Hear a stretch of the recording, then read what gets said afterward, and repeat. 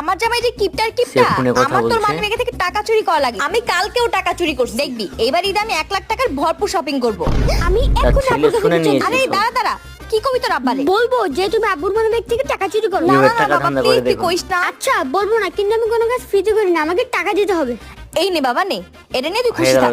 আব্বু আব্বু আম্মুর একটা সিক্রেট জানতে পারছি। হ্যাঁ বল বল বল। কিন্তু আমি কোনো কাজ ফ্রিতে করে দিতে পারবো না, টাকা লাগবে। ধ্যাৎ, আমার পোলাটা আমার মতো হয়েছে। বাবার কাছে ধান্দা হয়ে গেল। আম্মু না কালকে তোমার মানিব্যাগ থেকে টাকা চুরি করছে, আজকেও করবে।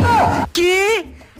আমি একটা জিনিস জানতে পারছি। কি জানতে পারছো? তুমি আমার মানিব্যাগ থেকে টাকা চুরি করো। এই কথা তোমাকে কে বললো? তোমার একমাত্র ছেলের জীবন। কি বলো? সব বলে ও তো দিস। আমার কাছে একটু আগে টাকা নিয়ে গেল যে কিছুই বলবে না। আর আমার থেকে টাকা নিয়ে তোমার সব সিক্রেট বলে দিল। ওর এতটুকু সব বলে বয়স, দিস। এতটুকু বয়সে এত টাকা দিয়ে কি করতেছে খোঁজ টাকা কি লাগাইতে করে হবে। দেখতে হবে। হ্যালো প্রিয়তমা, এই তো তোমার জন্য প্রেম অনেকগুলো করছে। গিফট কিনেছি আর সাথে এবার 100 টাকাও ঠেলা রেখেছি। সামলাও। কালকে তুমি আর আমি 100 টাকা দিয়ে ফুচকা পিছনে খাবো। তাকিয়ে দেখো সব শুনে তুই নিয়েছি। ফুসকা খাবি ডরা।